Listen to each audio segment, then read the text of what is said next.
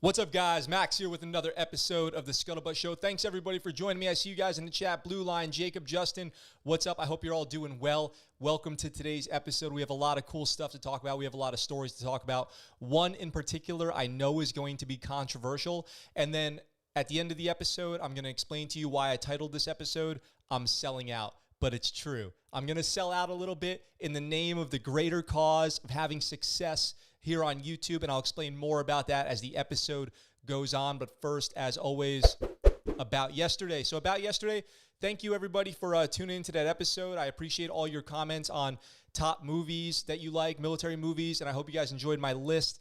I felt like my energy was a little low yesterday, to be totally honest. I'm not sure what it was. I felt a little bit off my game, but I'm back. Full energy today. I'm excited. I'm ready to go. Let's have a great episode. I have probably 7 or 8 really awesome stories to cover, and then we're going to have some fun at the end of the episode. Something I think you guys probably are not going to be expecting. I actually feel pretty confident in saying that. But I want to get right into the first story today because this one is kind of interesting, and it popped up today that it's a big milestone going on today. For the first time in 2 decades, the U.S. has gone a year without a combat death in Afghanistan. A year. I remember, and I've talked about this on the show before, I used to go pick up my copy of the Navy Times every week, and in the front they would have the tribute to the fallen, honor the fallen page, and it would be all the people who were killed in Iraq or Afghanistan that week. And sometimes it would be a full page. Multiple rows of people, 20, 30 service members killed that week. And now we're down to, there's been a year without a military member getting killed in combat in Afghanistan. So the article here from military.com says no U.S. troops have died in combat in Afghanistan for a year as of Monday. But, as always, there's, a lot of talk. There's the peace treaty, the Taliban breaking the peace treaty. The Taliban have threatened to target them again if Washington opts to keep international forces in the country after a May withdrawal deadline. So Army Sergeant First Class Javier Gutierrez and Antonio Rodriguez were the last Americans to die in battle in Afghanistan on February 8th, 2020. And 2 other service members, Army Staff Sergeant Ian McLaughlin and Army PFC Miguel Villallon, were killed in combat there in January last year. Weeks after their deaths, the U.S. and Taliban signed a deal under which Washington pledged to fully withdraw U.S.-led international forces from the country by May 1st of this year, and provided the Taliban held up its end of the agreement, which they have basically not on many occasions. And we've covered about how they've let out a bunch of guys who were detainees back into the wild out there, and they've pledged that they'll go back to fight for the Taliban, which I've told you in my personal experience they probably will. So here's the question, though. Depending on what perspective you're on, the idea that we haven't had a combat death in Afghanistan, some people will probably say is not a good thing.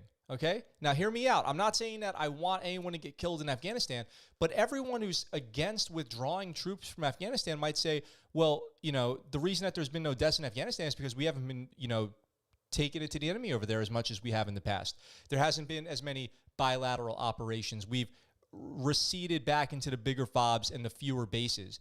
And I had a buddy who was deployed there, medical personnel, not that long ago, and he said that, things were slowing down quite a bit. They were still opping, but things were slowing down quite a bit. And the question becomes, May 1st of this year, where are we going to be?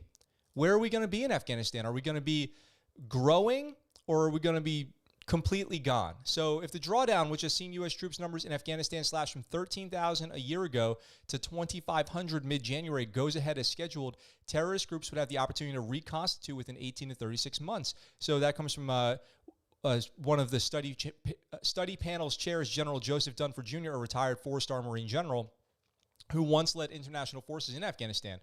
As Washington mulls how to move forward, Taliban spokesman Zabiullah Mujahid warned that, there you go, first name of the day. If you tuned in to watch me butcher names, that's it.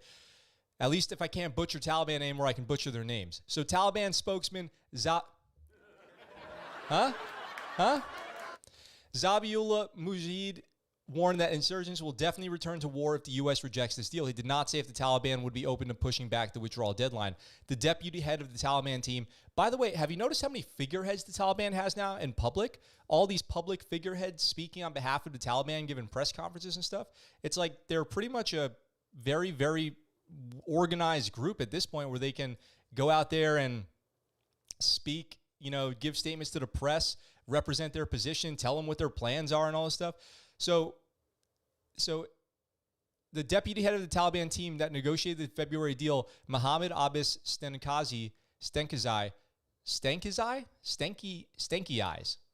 Eyes, said last month that if U.S.-led forces remain in Afghanistan after the May deadline, we will also kill them. Voice of America reported. Voice of America. So, I mean, there's a lot of the Taliban do a lot of talking. There's a lot of talking going on with them.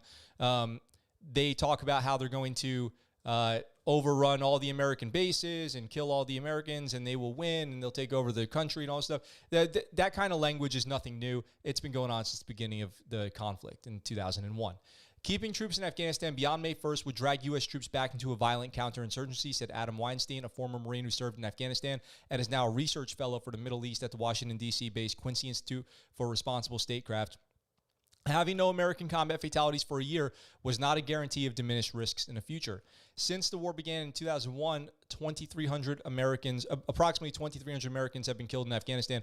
By the way, that number is drastically less than the number killed in Iraq. The numbers in Iraq are much, much greater. So what do you guys think? What's the plan for Afghanistan? Do you think it's realistic that by May 1st, the United States will have pulled out all of its troops from Afghanistan?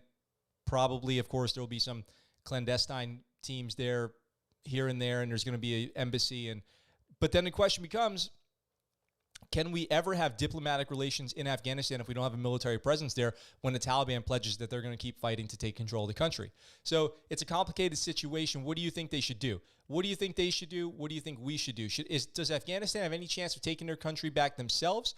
And is there any chance of the United States leaving that country by May 1st? I'd love to hear your thoughts in the comments. So what's up, everybody? What's up, Scotty? What's up, JoJo? Regal says, wow, what was that in regards to? Was it my bad joke over there? Seifi says that he shared the post. Thank you, Seifi. I always appreciate that. I doubt they will be pulled. He says about the troops, we will see.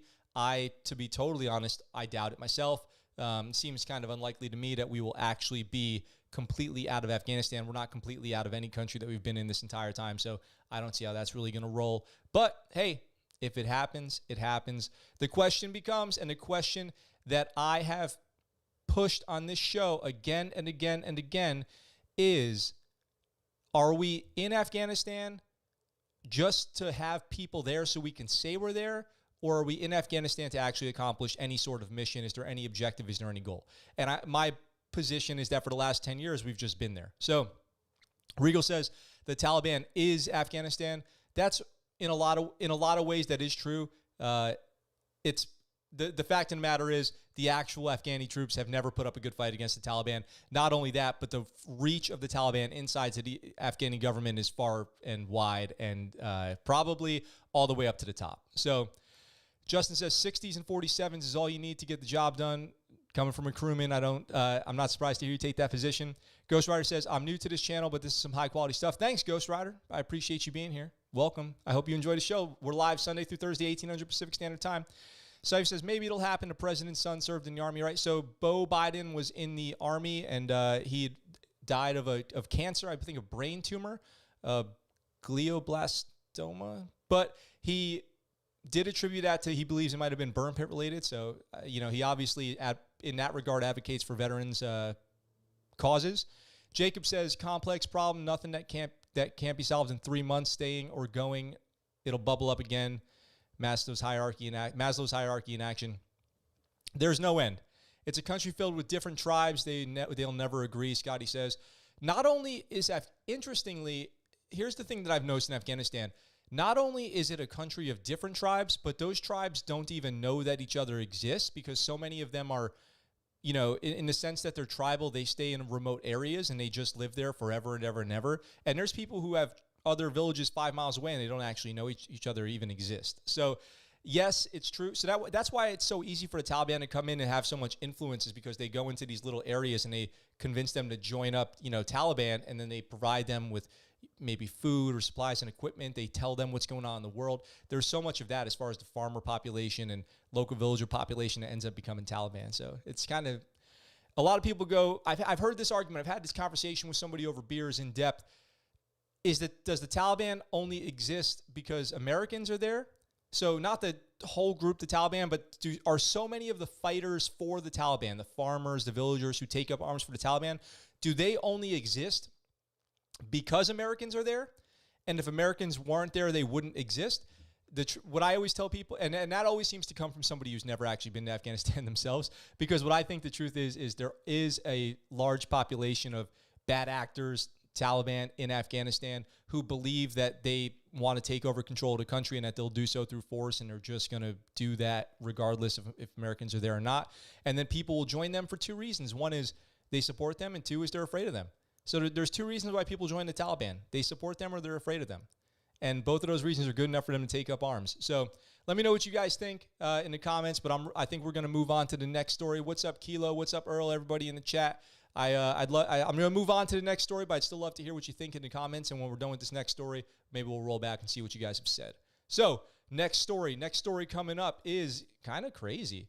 Former U.S. Army major sentenced in child pornography production case. So take a good look at this guy's face. If you're watching on the podcast, what we have here is a guy in some good old prison inmate outfit. He's got he looks kind of like he's been through the ringer a little bit. Like he looks like he's been brought in on child porn charges. You know what I'm saying? He looks like he had a rough time on the way in.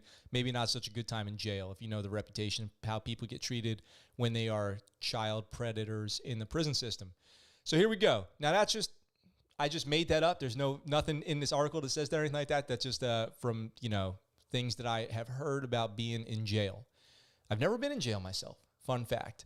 So a U.S. Army major previously assigned to the Army Cyber Command at Fort Gordon has been sentenced in a child pornography case. There's one way you get caught in child pornography, and it's on the computer. And if this guy was in the Cyber Command, it's obvious that the Army wasn't recruiting the brightest cyber warfare folks. A federal judge sentenced Jason Musgrove to 30 years in federal prison. 30 years in federal prison for the charges of child pornography and trafficking porn. Let's see what the article says. According to court testimony and documents, Musgrove admitted using a hidden camera to film juvenile victims in the bathroom of his home. There's got to be more information on how he was getting people into his home. Musgrove, who pled guilty to charges in September 2020, requested a sentence of roughly 18 years during his statements to the federal court. Requested a sentence of 18 years. Who does he think he is? Chief Judge Hall, in speaking to the court, told Musgrove this case was one of the most disturbing that he has read during his time on the bench. He added that Musgrove's actions were devastating to the lives, family, and friends of the victims, and that the children have lost trust and they are essentially serving life sentences themselves. I wonder if this stuff's on the internet. If this stuff's already out there on the internet, it'll probably be there. It'll proliferate and be there forever. Horrible. Along with the 30 years in federal prison, Musgrove must pay restitution to each of the victims and follow supervised release of 15 years after his time served behind bars. Musgrove must also not have any contact with children under the age of 18, including his own children. This guy's lost everything. And the fact that he's going to spend 30 years in prison for this heinous crime with 15 years of supervised release, and he's been ordered to pay back financial restitution. Help me out here if I'm thinking about this correctly. He'll never be able to earn money to pay anybody back. So he's basically been given a life sentence of being destitute because he'll never earn any money again, and he'll never be able to pay back the people he owes money to. So he'll just be in a cycle of debt and poverty. So that's kind of its own life sentence. In speaking to the court during sentencing, Musgrove addressed the victims in the court saying, "My crimes have blotted out all the good I've achieved in my life. I am a burden on society. This is a position I despise and never expected to occupy." Musgrove waived all rights to an appeal in the case, saying he hopes his family and other victims will forgive him for his crime. So, I've got no sympathy here. I really don't. He got people to come into his home. So we could film them in the bathroom, children, right? I have no sympathy.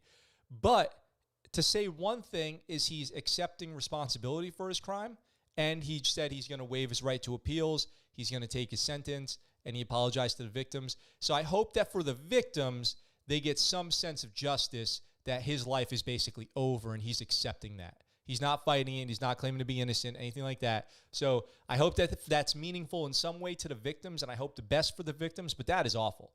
My question to you guys is this. Have you ever been, when you were in the military, been working around somebody for a long time, and all of a sudden it comes out that they have this dark other life, this dark, twisted personal life that comes out when the police roll up to the command and escort them out in handcuffs, or you find out when that person's been AWOL that they've actually been in prison down in Mexico. That's happened to me on a few occasions. So has that ever happened to you guys? Have you ever been working around somebody and only to find out that they've been on hard drugs for like 2 years straight? Has that ever happened to you guys in the military? I'd love to hear those stories in the chat. Let me know. Share them with me. Syfy says child porn trafficking is rape, sexual assault. Makes me sick to my stomach. I agree. Justin is saying it's probably with Q on, I don't know what 8Q is, but I've heard of 8chan or whatever, 4chan. Jacob says he's done for life. He earned it. Yeah, he earned that sentence. That's right. He earned that sentence. Ghost Rider says, dang, I would never expect an Army major to be a pedo. I guess you have to be careful with everyone.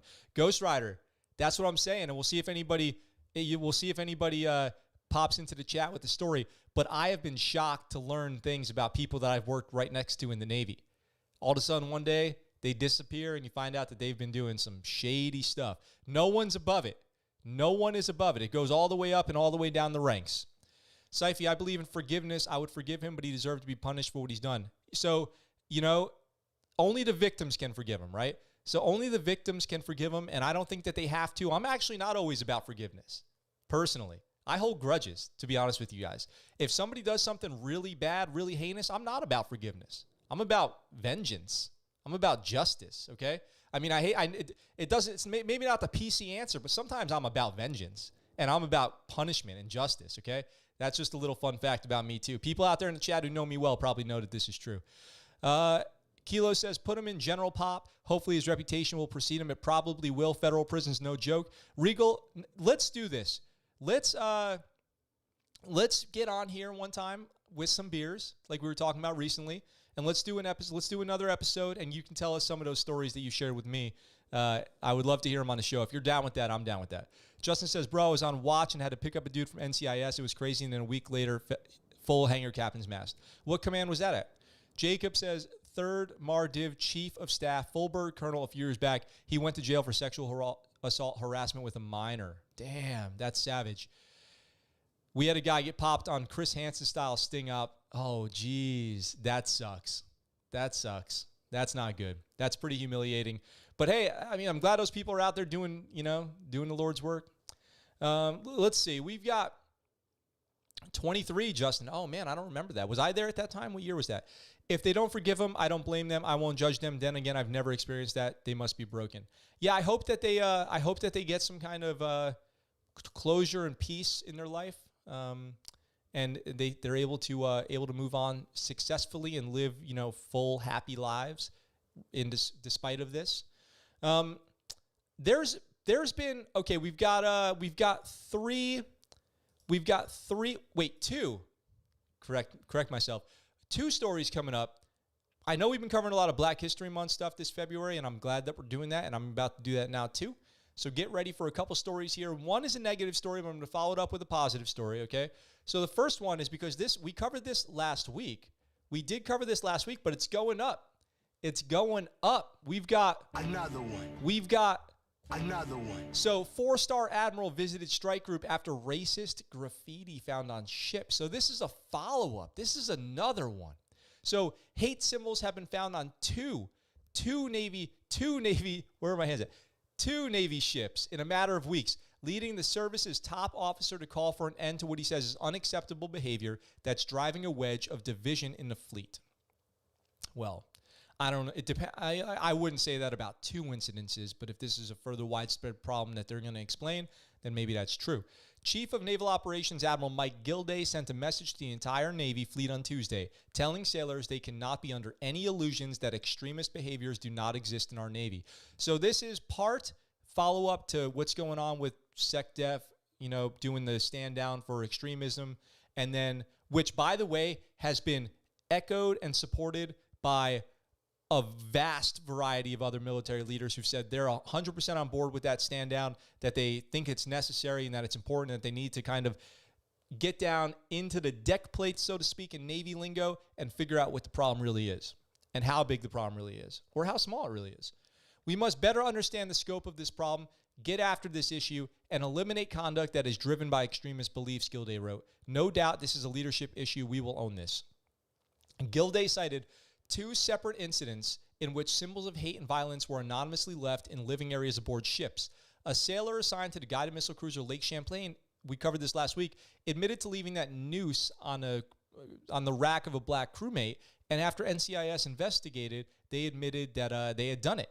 And then racist graffiti was found on a second ship assigned to the same carrier strike group as the Lake Champlain.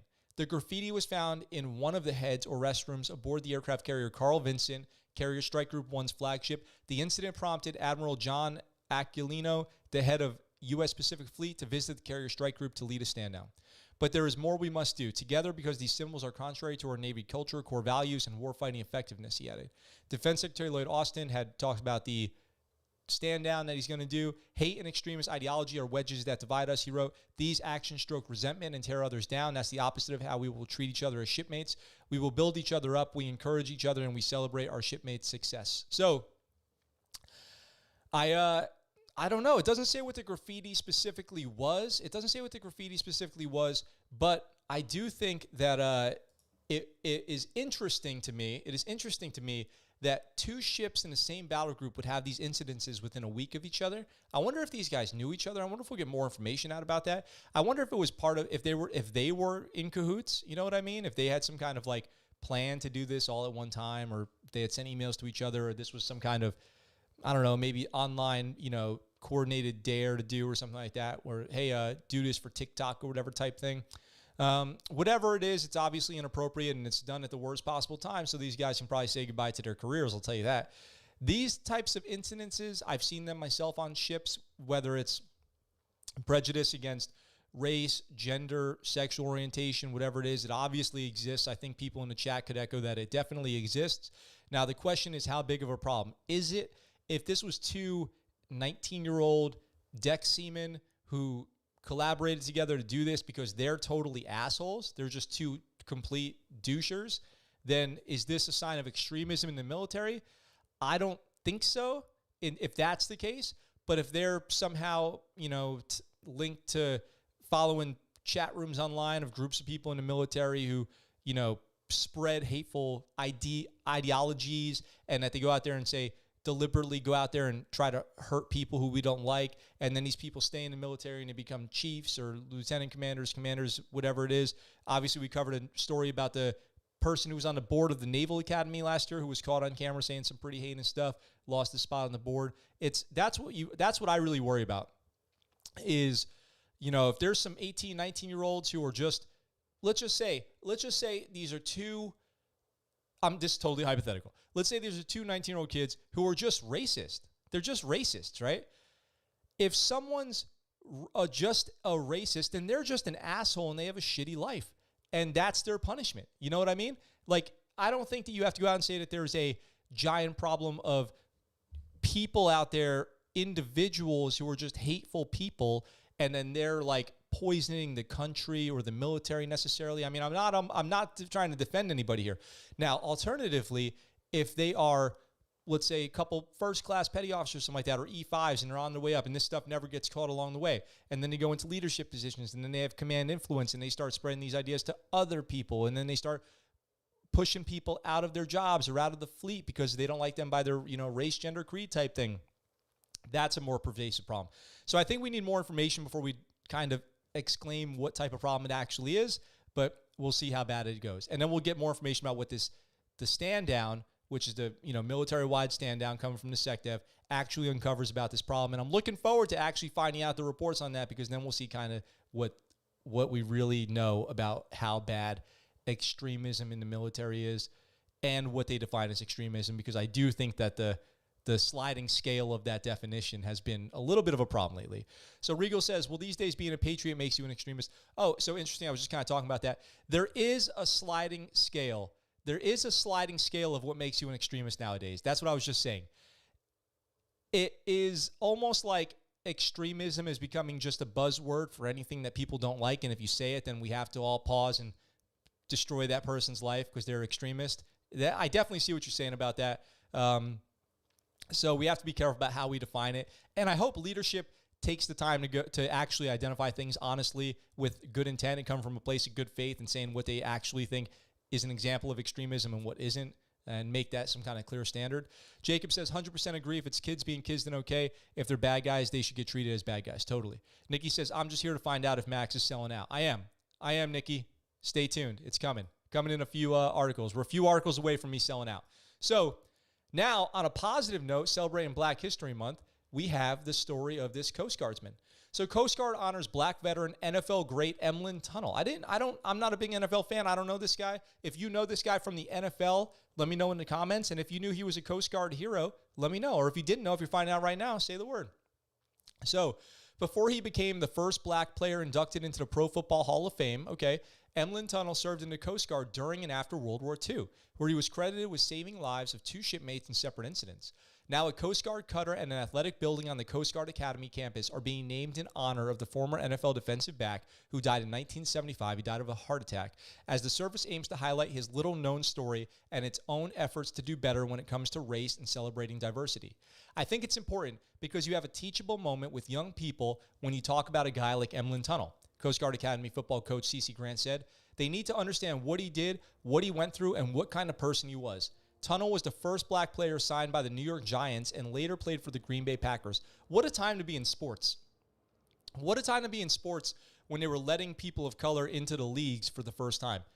And coming out of World War II, imagine coming out of World War II, being a World War II hero, and then coming out and going into the Pro Football League and experiencing bias, racial bias, and breaking the barrier of segregation in sports. Tunnell was the first Black player with the New York Giants. He played for the Packers, but not much was known about his Coast Guard service until 2008. These World War II guys they were the true quiet professionals. They really were. Go to Europe, go to the Pacific, save the world, and then come back and never talk about it because you don't want to, seek credit. You just want to go back and, now save America. So when Commander Bill McKinstry recognized Tunnell's name on the back of a photograph showing a Coast Guard basketball team from the late 1940s, that's how it found out. Commander Bill McKinstry, oh man, that was not right. I'm not even going to try again. Recognized Tunnell's name on the back of a photograph showing a Coast Guard basketball team. His research uncovered a remarkable service career that Tunnell, who had been a steward's mate, had downplayed. In April 1944, Tunnell was unloading fuel and explosives from a cargo ship in Papua New Guinea when it was hit by a Japanese torpedo. Tunnell used his bare hands to beat out flames that had engulfed a shipmate, suffering burns in the process. 2 years later, while stationed in Newfoundland, Tunnell jumped into 32-degree Fahrenheit water to save another man who had fallen from the USS Tampa. That's cold water. That's the kind of temperature water where in a few minutes you're getting hypothermia and you're going to hype out. Given the context of what a Black steward's mate was expected or even allowed to do during that time in American history, largely restricted to duties like keeping the dishes on a ship clean, his accomplishments are all the more remarkable. Unbelievable.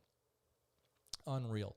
If you look at the pictures of him in uniform, he is one African American in a sea of other people. It is so important that we take a look at these trailblazers just like Mr. Tunnell and we honor them because of all things they faced in laying the groundwork for where we are today and making a better future. So the Emlyn Tunnell little cutter right here. In 2011, the Coast Guard posthumously awarded Tunnell the Silver Life-Saving Medal. The cutter, currently under construction in Louisiana, is tentatively scheduled to be commissioned in October. The Coast Guard Academy plans to open a $3.5 million Emlyn Tunnell Strength and Conditioning Center. Nice. That's what I would want. I would want a gym. My question to you is, what type of building would you want named after you? If you had to have a building named after you, is it a gym? Is it a theater? Is it a command? Is it the pass and decal office? Let me know. Tunnell played college football at Toledo before and after the war. He enlisted from 1943 to 46, continued his collegiate career at the University of Iowa, suffered a serious neck injury, but after leaving college in 48, he hitchhiked from his home in Pennsylvania to New York for a tryout with the Giants. Wow, that's so incredible. This should be a movie. He ended up playing 14 seasons in the NFL. That's a lot. Retired as a player, he held league records with 79 interceptions, 1,280 interception return yards, 258 punt yards, and 2,209 punt return yards. He then became a scout and one of the league's first Black assistant coaches, helping fully integrate both the Giants and the Packers, and said David Lyons, the author, is writing a biography. I'll read that. He died of a heart attack between the ages of 50 and 53. His birth records are not even... He didn't even know when he was born. So this is the photo where they found him. The Coast Guard basketball team. He was the first Black man and first defensive specialist to be enshrined in Canton, but he never gained the fame of contemporaries in other sports such as Jackie Brown because he played at a time before football was widely televised or popular and because of his humility.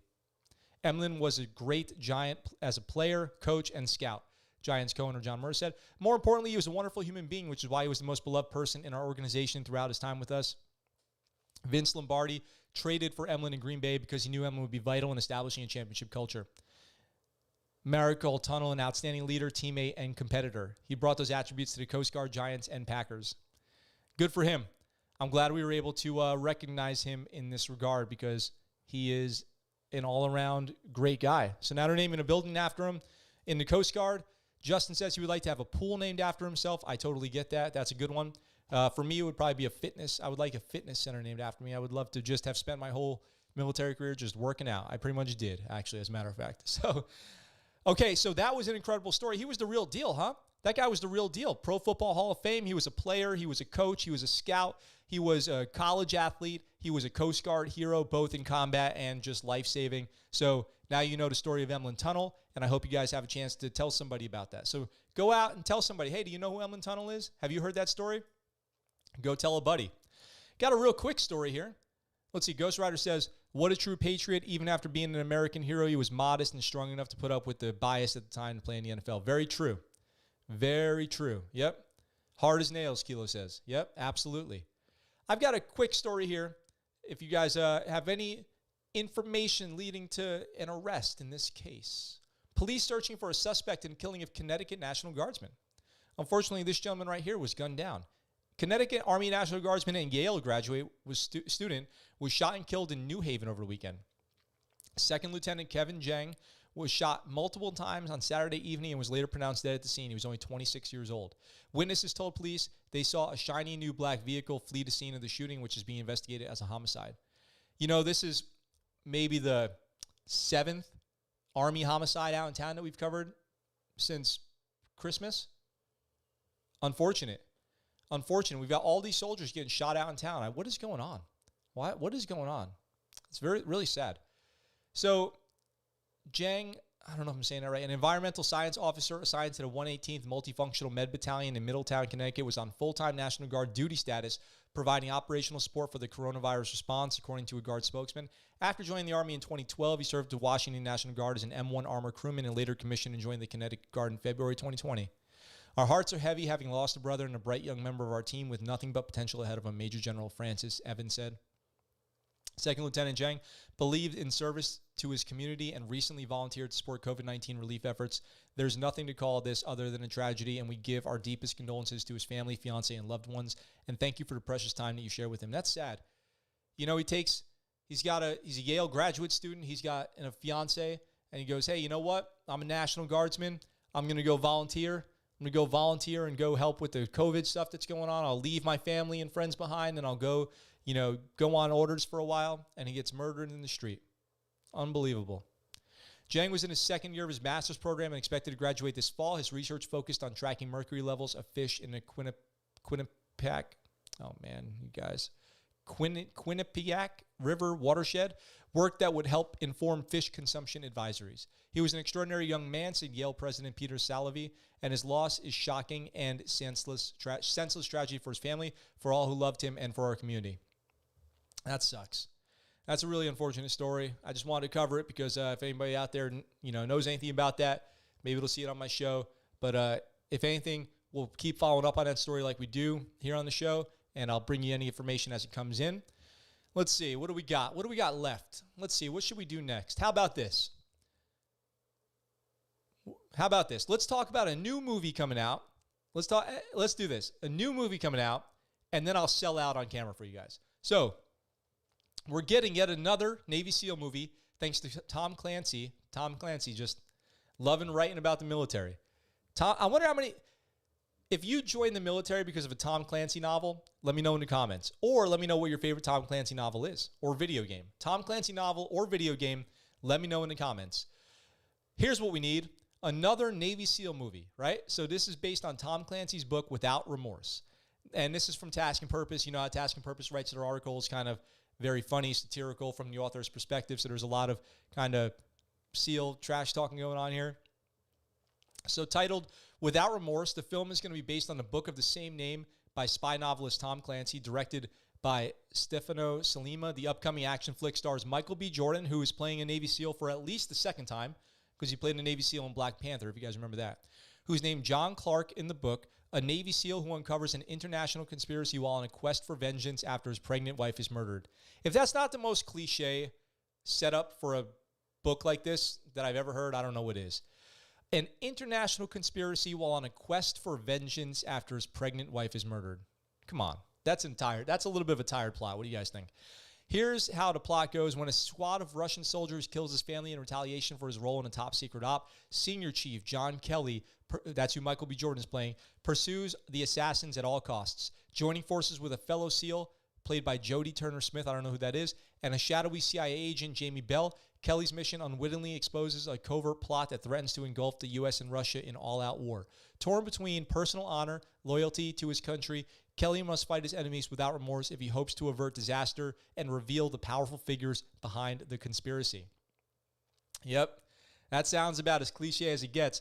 Now, we do have a teaser trailer, okay? We have a teaser trailer, and I will play it for you guys real quick. So we're going to watch the teaser trailer for Without Remorse. Here we go. Ready? Psych. That's so embarrassing. That's so embarrassing. Now, maybe this time, I don't know what just happened. I should know how to work YouTube better, I guess. Now we will watch, without further ado, the teaser trailer for Without Remorse.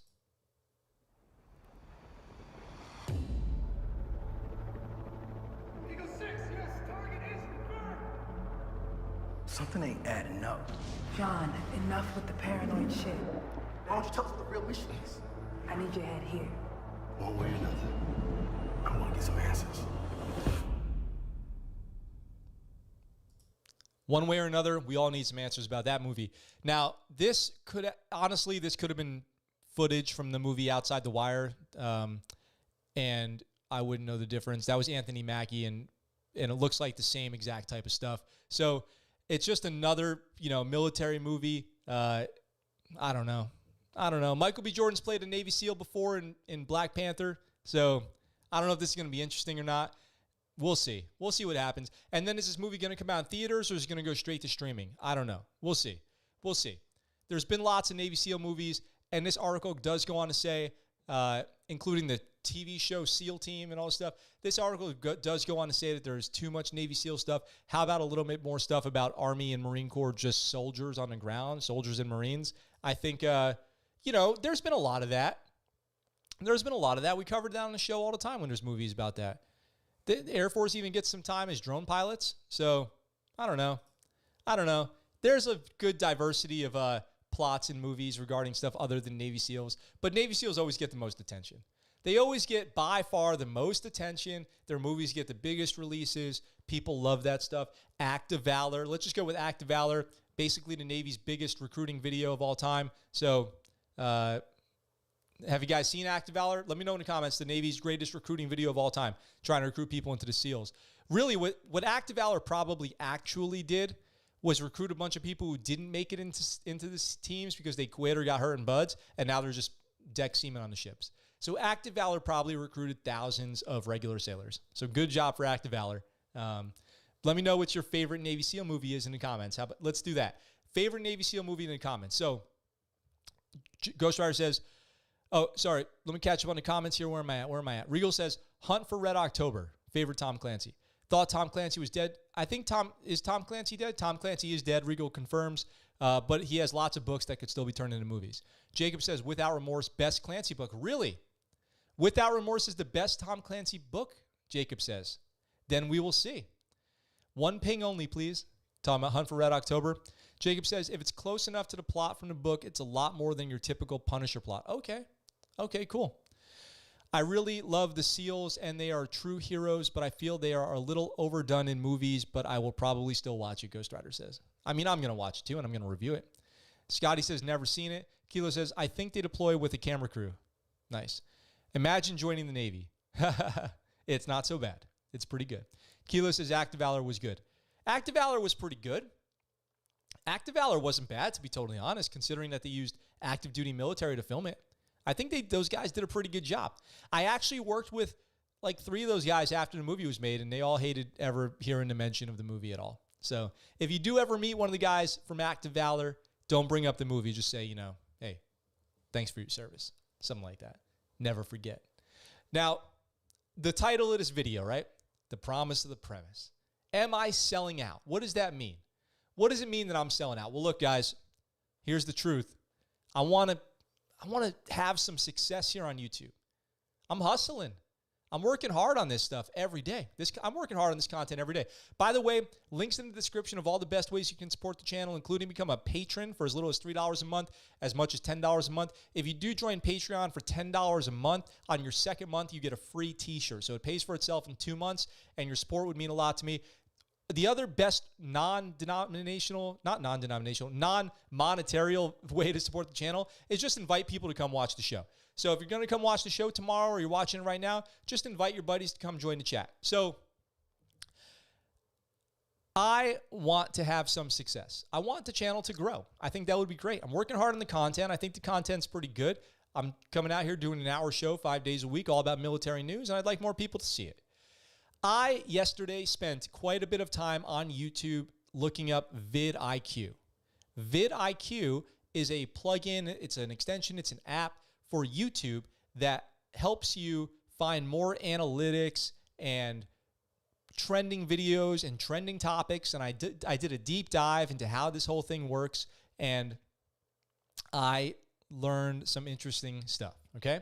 One of the greatest things about vidIQ is there's a whole section called trending videos. And you can type in keywords and see what videos are trending the most in that topic for that day. And then you can try to, ride that wave a little bit, okay? You can try to ride that wave. That video is trending. Hit those keywords. Hit that good title. Maybe work on that thumbnail a little bit. Let's see if it gets some views. I'm going to do that today, all right? So let me catch up on the chat really quick. Active Hour was good. Navy movies, going to go with Final Countdown. Final Countdown, great movie. Scotty says that Raven scene was pretty dope in Active Valor, though. That Raven scene was fire.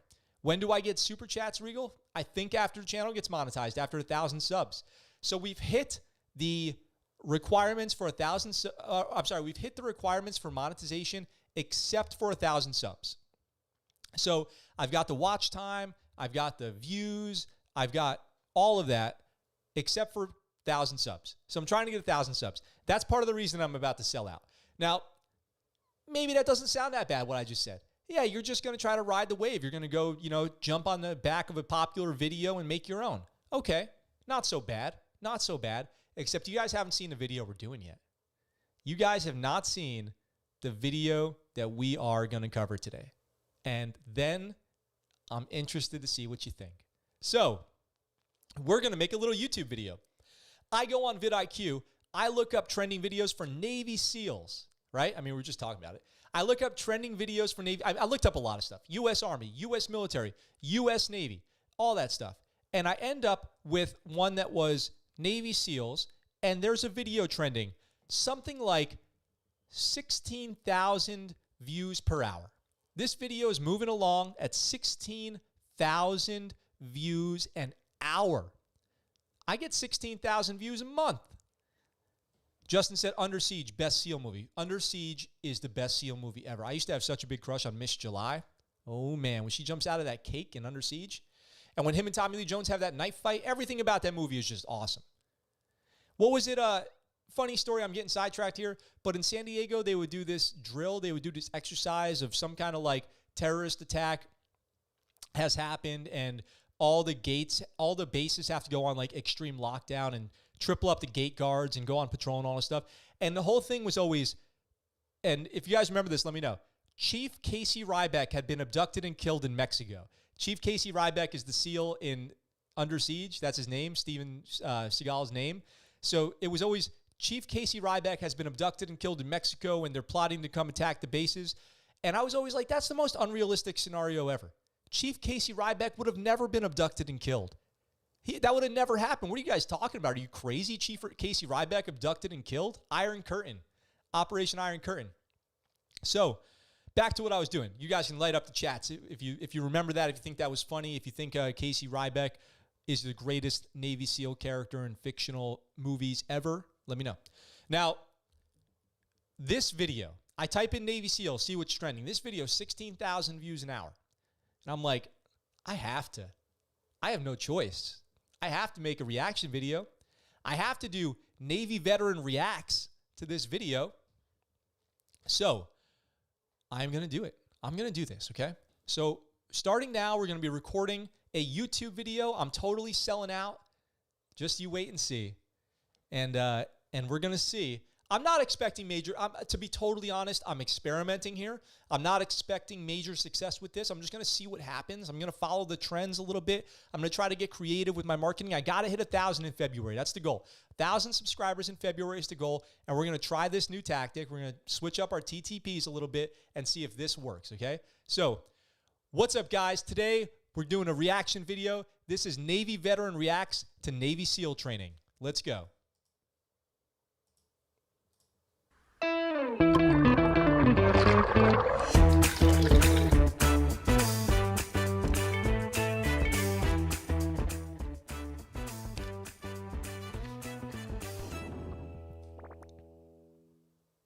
So this is Kittysaurus.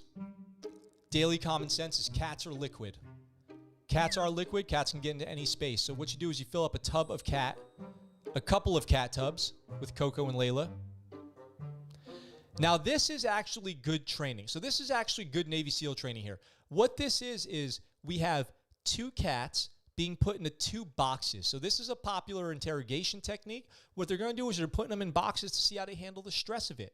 So if they freak out, if they get stressed out, then we know that they might not be the cats we want to send downrange. But it looks like Layla is doing what I would do, getting comfortable in the box. Getting comfortable in the box. Coco is being a little persuaded. Maybe Coco's going to give up her secrets. Let him know where the nip's at. Oh, yeah. Coco did not like that. Layla's chilling. Now, that's not good. Now they're going to do some surf torture. Oh, I don't know what language that is, but they know a little bit about surf torture. So that's probably, I'm assuming that's cold water. Hungry likes bread. Uh-oh. They know they're about to have to go in. Here comes the rest of the boat team. Okay, that's motivation. Bunch of fake yum-yums. He knows they're fake. Smart cat. He's about to DOR. But Brave Toto is fighting a dragon now. That's pretty good. That's pretty good. This cat's asleep. Must be Thursday of Hell Week. See, that's not right to put their food in the water. Not cool. Okay, losing life points. Those are like stress fractures. Got it. Half a life point left. That's pretty good. Now this cat that was smart. Work smarter, not harder. Pays to be a winner. Gave up. Quitter. We got our first quitter. To the victor goes the spoils. This cat is just not doing anything. This cat's also not doing anything. That's not going to work. That cat's eating mayonnaise. Good calories. That's good calorie intake. Uh-oh, did you see that? That cat might be the devil. Now, one thing about Navy SEAL training is you always have to eat. You have to eat. These cats understand. You have to eat a lot of food. You have to keep your food intake, your calorie intake high because you're going to be burning a lot of calories. So he goes in there, gets the food, fights for the food, takes the food out of the other cat's mouth, pays to be a winner. That's the lesson right there. That's special treatment. Nepotism. You're not getting chicken. Good luck, you're getting an MRE. Fancy feast, not here. In desperate times, you eat hair. It's true. You learn that in training. All right, guys. That is Navy Veteran Reacts to Navy SEAL Training. I hope you guys liked that video. If you did, make sure you smash that subscribe button, leave a like, leave a comment, let me know what you think, and I look forward to talking to you next time. All right. So I know you guys are watching that, and you're like, what the hell, Max? What the hell was that? Unsubscribes left and right. My new subscribers at the end of this are going to be like -15. Now, I know. Now Ghost says, I'm new, but I guess you got to do what you got to do to get more people to see this hidden gem. Scotty feels uncomfortable. I know. Now, I thought this would be fun. The reason I did this is because I thought it would be fun because I don't know if you guys caught this when I was moving my mouse around. If you're watching on a big enough screen, when I was moving my mouse around, this video's title is Cats Underwater Navy SEAL Training Kittysaurus. If you go into Google, I'm sorry, well, kind of, Google owns YouTube. If you go onto YouTube right now, the #1 trending video for Navy SEALs is this video. This is it. You go on Navy SEALs, this is the #1 trending video, 16,000 views an hour, hundreds of thousands of views and likes. This is the #1 video for Navy SEALs, which I thought was kind of hysterical, to be honest. I thought that was downright hilarious. So I wanted to cover it. I was like, you know what? I'm going to do it. Screw it. I'm doing it. I'm going to do a reaction video. I'm going to post it up online. This is so far off of the norm of what my content is that the results of this will tell me a lot, right? This is why I'm doing this. This is experimental, like I said. The results of this video are going to tell me a lot. They're going to tell me if following trends work at all. They're going to tell me if I am totally off base with, what people are searching for out there. And it's going to tell me if life's worth living. Because if this video gets 1 million views when I post it on YouTube later, and all my other videos that I've been working on for all this time are getting 60, 70, 100 views, a few thousand views on a good one, man, that's going to give me a lot to think about. That's going to give me a lot to think about. Scotty feels me. Regal's unsubbing right now. I don't blame you, man. I don't blame you, to be totally honest, after that. We're experimenting. And now here's the cool part. You guys get to experiment along with me. So we'll see how this video does. Now everyone watching right now and listening to this knows the truth about why I did this video. And so when I post it, whatever happens, we're going to find out how those trends work. And we're going to keep jumping on some trends until we get this YouTube thing figured out. Got to get the views. Got to do it sometimes. So Scotty says, and my AI videos get no looks. Yeah, you know what? There's more to it. You got to get on the analytics. Scotty, you know this. You got to get analytical, dude. You got to get analytical with it. You got to be you got to get the strategery going. You got to get the strategery going. Now, I've got one more actual story to cover for you guys, and I know I'm going to get some looks. If I didn't get the looks then, I'm going to get the looks now. I can't wait to hear your guys' thoughts on this. This should be fun. This should be interesting. What do you guys think the policy should be for new mothers? What do you guys think the policy in the military should be for new mothers? How much maternal leave should somebody get? Is 6 weeks enough? Is it too much? Is 6 months enough? It's like 6 months now. Is 6 months too much? What is it? What should it be? What should the new mother policy be? Well, the Marine Corps is stepping up. They're doubling down. The Marine Corps is doubling down on what they think the maternity leave policy should be because they are now giving 1 year off from fitness standards after you have a baby. So no tests, no weigh-ins, no measurements for a year after having a baby. And we're going to talk about why, and I have some thoughts on this, and I'd love to hear your guys' thoughts on this. They also upped recently to paternal, the leave for the dads. The dad leave in the military also went up a couple of years ago, so they're taking care of fathers too, trying to get families a little more stable. But for the women, maternity leave has gone up, skyrocketed, and now in the Marine Corps, you don't have to give a fitness test, weight standard, or anything for a year after giving birth. So let's talk about it. The Marine Corps will extend the postpartum moratorium on fitness from 9 months to 12 months, according to an administrative message released in the Marine Corps on Monday. Historically, Marines have been given 9 months from the time they give birth to get within Marine Corps standards and start passing the physical fitness and combat fitness test. Now, one thing that we need to be clear about before we move any further along this article is the Marine Corps takes their fitness standard stuff extraordinarily seriously. Like in the Navy, you could fail every PT test you've ever had. In the Army, I don't know the policy, but there's some people out of standards in the Army. The Air Force, I don't think they have standards. The Marine Corps will kick your ass out if your waist even gets too big. There is no mercy in the Marine Corps. No mercy. If you go out of weight standards in the Marine Corps, there is no mercy, okay? But now they're giving women a year off. So the policy says no earlier than 12 months after the birth event, the Marine is required to take the PFT-CFT at the next regularly scheduled physical fitness evaluation in that semi-annual period. The MAR admin making change reads. Exceptions can be made for medical reasons, but that was not always the case. The exception must extend it, not bring it closer, right? In October 2020, Marine Gunnery Sergeant, so here's the one of the baseline cases for why this policy is changing. In October 2020, Marine Gunnery Sergeant Juliana Pinder told the Marine Corps Times at that time published anonymously that when she gave birth in 2016, the Corps denied her any extension to get back in shape, forcing her to decide between her career and her newborn daughter. After giving birth, Pinder said that she went on a strict diet combined with a rigorous workout routine that would see her quickly get back to the Marine Corps standard, but it also prevented her from giving her baby all the calories she needed through breastfeeding. Weighing in at the 40th percentile by her 4-month checkup, her baby, Liliana, had dropped down to the 3rd percentile and was diagnosed with failure to thrive. Pinder chose to end her diet and cut back on her workouts to ensure that her baby would start to put on more weight.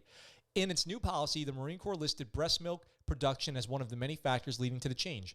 Affording a postpartum Marine more time before mandating fitness testing and body composition compliance will allow a fuller recovery, lower injury risk, prevent potential long-term persistent factors, and eliminate potential impact to breast milk production due to rapid weight loss. That's from Captain Sam Stevenson, a spokesman for the Marine Corps Training and Education Command. While there is no strict medical requirement to extend, a 12-month exemption period alleviates the added stress and potential for premature overexertion and injury for risk for postpartum Marines. When Pinder reached the end of her then 9-month moratorium, she was 40 pounds above the Marine Corps weight standards and was then put on the body composition program because of her decision to put her baby before her career. In addition to being placed on the body composition program, the Marine was also given a negative fitness report that would ultimately bar her from re-enlisting. Damn. Any Marine who gave birth within the past year and was put on the body composition program as a result will now be removed from the program and reevaluated. The MAR admin also offers those Marines who received an adverse fitness report a way to correct the record. Any Marine who completed their postpartum recovery period within the last 3 months leading up to the publication of this MAR admin and received an adverse fitness report due to being assigned to the BCP may seek relief by petitioning the Performance Evaluation Review Board. So they're taking steps to correct some of these things, some of these wrongs that they are saying happened. This document will further assist pregnant and postpartum Marines to develop a PT program during pregnancy and postpartum periods. This is an important part here. Remember this part. This document will further assist pregnant and postpartum Marines to develop a PT program during pregnancy and postpartum periods. Based on recent medical studies, the Marine Corps and Department of the Navy's Bureau of Medicine and Surgery recognize that PT activity during pregnancy and postpartum periods has proven benefits with minimal risk for most women. However, because each pregnancy is a very personal experience, pregnant and postpartum Marines must always first consult with a healthcare provider before conducting physical exercise. But for Pinder, it was too late. Pinder was a combat engineer who once dreamt of becoming the first female master gunnery sergeant in her career field. She now hopes for an early retirement with a plan B of transferring to the Army to fulfill her 20 years of service. I personally wouldn't have used the words plan B in this article, but that's not me. I have no problem going past 20 years, but my overall goal, yes, is to get my retirement because I've spent 16 years of my life doing this, Pinder told the Marine Corps Times. If I join the Army and it turns out to be better than the Marine Corps, then maybe I'll stay longer. Her ultimate goal is to become instructor for high school junior ROTC program. Will she be able to mentor future generations? So I've got a ton of thoughts on this. I think you guys probably have a ton of thoughts on this, and I would love to hear them in the chat. Let me catch up on the chat real quick. So Regal says, just kick him out. Scotty says, my new mother policy has been changed in the last 7 months. Justin says, 1 year is pretty standard. Maternal leave in the rest of the world. Jacob says, that's tough. It affects everyone differently. Some women are good to go in 3 weeks. Some fight forever to get done close to the weight and strength they had before. WTF, why in the hell is the military relaxing their physical standards across the board? Regal says, I failed all of my PT tests. Kilo says, had some big ones in my unit. Some knew how to manipulate the system to stay in. Regal says, this is the military, not a nursery. Kick them out. A year is quite a bit of time off and enlistment, Kilo says. Minnie says, I don't agree to kick them out. They have about a year off. That should be enough to get back in shape and take care of your child. So remember I said a minute ago to remember that part. That Minnie, by the way, what's up? Welcome to the chat. I hope you saw the top 5 movies yesterday. I wanted you guys to pay attention to the part where it said the admin specifically made a program to help people work on their fitness and diet while pregnant and in the months following. That's probably what was missing, right? So here's the problem. No support as far as guidance on how to stay in shape, maintain healthy weight while pregnant, what a healthy weight should be while pregnant, what a healthy weight should be while nursing. Does the Marine Corps standard take into consideration what a healthy weight for nursing a baby should be? There is not if all other things being healthy and good to go with a pregnancy, to my knowledge, there's no reason why a female shouldn't be able to maintain some standard of fitness and then moderate a diet to avoid unnecessary weight gain. And that, as a civilian, do whatever you want. But the other thing is you're already in the military, so these standards should not come as any sort of surprise, okay? If you're in the military, the standards should not come as a big surprise. It's not a shock. It could be that we could do a better job counseling people when they're young in the military as to what the standards are and what the expectations are. Maybe have them sign that good old page 13. Sign that page 13, that service record entry that says, hey, you've been briefed. You've been briefed on what the standards are. So now if you get pregnant while you're active duty, here's what the expectations are. Do you agree to these standards? And then you sign it, and then you can be held to the standard. I am sure, I do not argue, I have no counter to this, that the standards that the Marine Corps was upholding probably did not take into consideration the best interests of all service members across the military, for sure. Women have been left behind across the board in the military. That is absolutely true. So was the Marine Corps and the rest of the military behind on their maternity policy and their pregnancy policy and their support? I'm sure that that's true. Going forward, okay, don't just extend the time, make it productive. So don't just say now you have 12 months instead of 9 to get back into shape, but you have 12 months and we have a program, a helpful program for mothers who are nursing, for mothers who are struggling to get back into shape, whatever it is.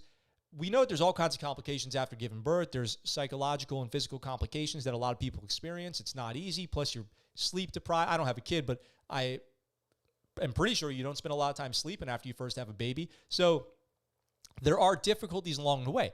And not everyone, I'm not somebody who expects everyone to just be a perfect rock star all the time, okay? So it's really easy to give women a hard time for getting pregnant and all this stuff, and then gaining weight or whatever, missing work, but then because of the baby, and then not having a good family care plan, all this stuff. I know women in the Navy who were kicked out because they didn't have a family care plan. Their baby had no daycare. So they kicked them out of the Navy. I think that's pretty rough, pretty rough. And this female that they're referencing in the article, 16 years in the military, has a baby, is outside of the weight standards, and is looking at getting kicked out and failed to promote because she got an adverse eval. I don't know if that's necessarily the right answer. In fact, I don't think that that's the right answer. We can do better than that. There should be a plan, a better plan. We can do better starting before the pregnancy even happens. The expectation should be made clear. The plan should be in place. I don't mind giving people time off to go take care of their family after they have a baby. Here's the thing. You probably would lose more work time from having a dysfunctional family life than you would from taking time off in the beginning to make sure you get that stuff right. So imagine this. Well, don't imagine, just, for all the veterans out there who are watching, just think. How many people do you know missed work for days, weeks, or months, or stayed home from deployment because they were having problems at home with their family life?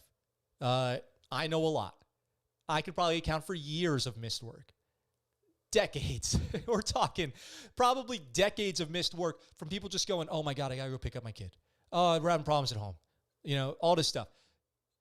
If the military front-loaded that by making sure people's families were in better shape in the beginning, maybe we could save some time on the back end. I don't know. I don't think people should have to obla serve if they have a baby, but not really any but. I don't think people should have to obla serve if they have a baby. I think that's kind of cold-hearted. Definitely should not be the policy, but there should be a plan to get females back to work, healthy, fit in the military after they have a baby. If that plan is not in place and you're just saying, yeah, well, you better lose weight and get back in shape, not taking into consideration the complications and the difficulties and all that stuff, I think that's kind of jacked up. So that's what I think about it. I think this is a good policy move, because they built in a plan to help people get back into shape. If there was no plan during and after the pregnancy to help women get back into the fleet, then this would be a dumb policy. But since they included a plan, I don't know what the plan is, but since they took the time to include a plan, then I think that's good. I think that's a good plan. What do you guys think about that? Let me know. So let me catch up on the chat.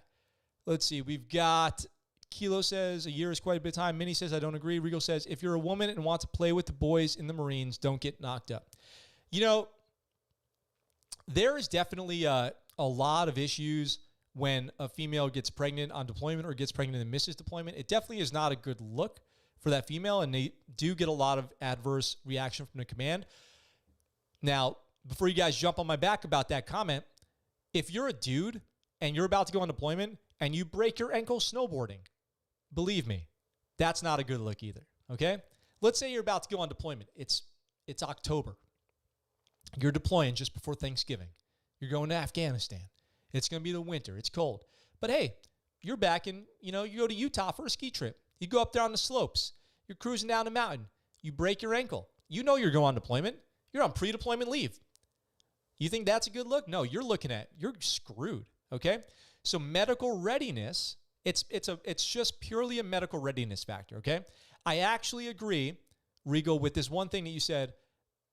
I don't agree with everything you said, but I agree with this one thing you said of don't get knocked up. If you want to go on deployment, if you want to be a grunt, if you want to be a tanker, whatever it is, and then you're getting ready to go on deployment, and then you get pregnant before or during deployment, it's not a good look. The same as if a guy goes out and does something stupid and breaks a bone and then misses a whole deployment, okay? It's just a medical readiness issue, okay? Minnie says not all of it is consensual. What do you mean as far as getting pregnant? Austin says the 1950s has entered the chat. I think I saw this going on when you guys were chatting. Have you ever told a pregnant woman what to eat? It's just not a good idea, Scotty says. That's like saying all girls should be on birth control and all guys should get a vasectomy. Damn right, Regal says. Jacob says Scott knows. Austin says Air Force had the same issue. I actually wrote a paper on the high failure rates based on policy. Then the policy was changed literally 1 month later. Oh, interesting.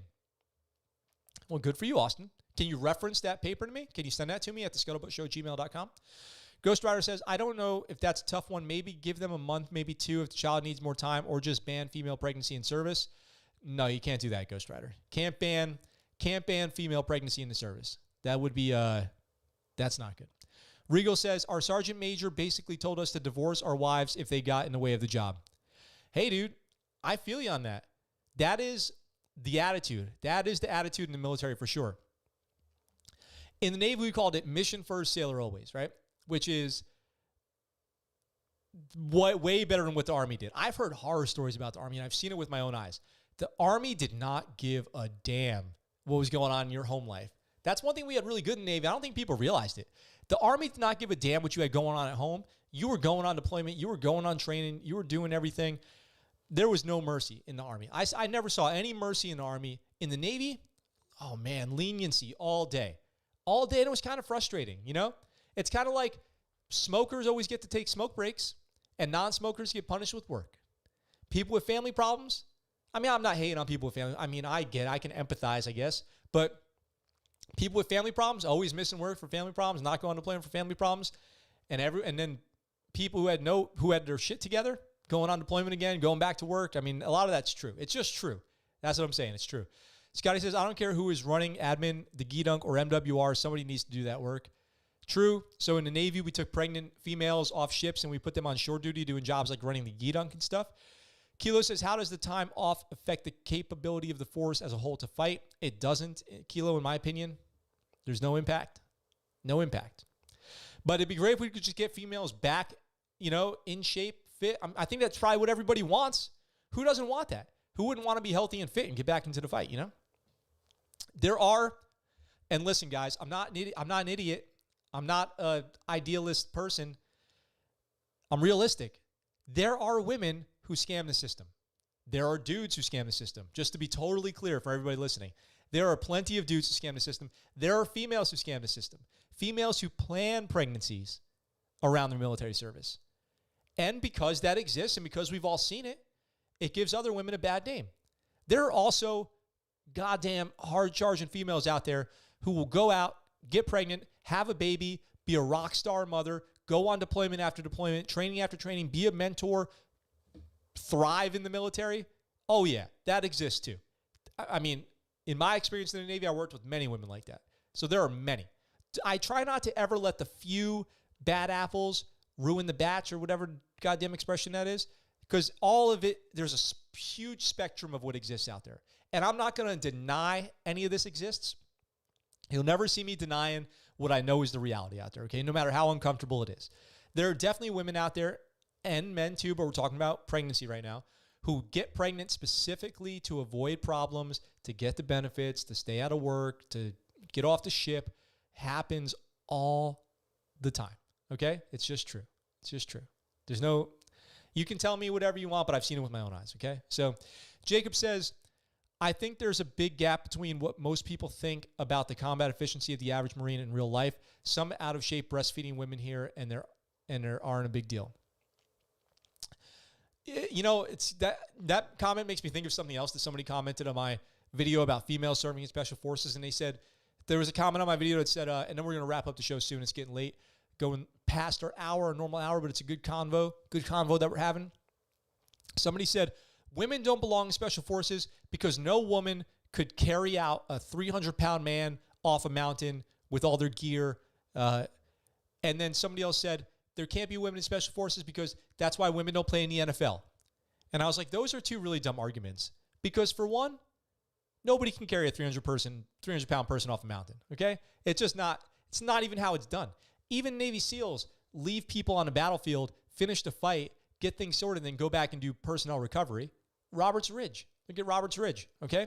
Now, the idea that women can't be in special forces because women don't play in the NFL, also super dumb, because show me a bunch of Navy SEALs who could play in the NFL. Are you saying that every Navy SEAL could just be a linebacker in the NFL? No, of course not. Are you kidding me? So what a joke, you know? What a dumb, just a really nonsense argument. There's just a lot of that kind of broad stroke, if you actually pick it apart, it doesn't make any sense type arguments going on. So anyway, a lot of military couples, Kilo says, very true. A lot of military couples, just says, a few bad apples spoil the barrel. Yep, that's it. Thank you very much. Minnie says, I feel like Marines who plan on going to get back to work were already mentally ready to get back into shape. It's embedded in them. Scotty says, 2 of my best deployments were due to people getting hurt or having a baby. It allowed me to step up and kick ass. Yeah, true. Very true. Absolutely. Regal says, women were not allowed at Cop Keating because we couldn't meet female hygiene requirements. Yeah. I mean, that's sure. That exists. There's definitely places that women are allowed to go, are not allowed to go, all kinds of stuff like that. That's true. Totally true. There's birthing requirements, hygiene requirements, stuff like that. All right, guys. So with that, I'm going to start wrapping up the show. I want to thank you guys for tuning into this episode. If you haven't already, check out the links in the description down below to see how you can support the channel, including just sharing the videos and inviting people to the channel. Stay tuned. I'm going to pop behind me to the desktop computer over here, and I'm going to edit that video of me reacting to Navy SEAL training with some cats in one of the most ridiculous, ludicrous videos I've ever seen. I'm going to copy the hashtags. I'm going to copy the title. I'm going to put it up my channel. We're going to see what happens. We're going to see what happens with this trending video thing. I'm curious. Are you curious? We're going to find out. So stay tuned for that. I'll be able to follow up a little bit with you guys on that tomorrow, but we'll probably have to give it to the end of the week to really see what's going on with that. I want to thank you guys for watching. This was a fun episode. I feel like yesterday I wasn't really in my groove, but today I feel like we really were having a good time in the chat and everything like that. I hope you enjoyed the show and all the news stories that we talked about. With that being said, I look forward to talking to you guys tomorrow, same time, same place, and I'm out for now. Is one of the most insanely idiotic things I have ever heard. At no point in your rambling, incoherent response were you even close to anything that could be considered a rational thought. Everyone in this room is now dumber for having listened to it. I award you no points, and may God have mercy on your soul.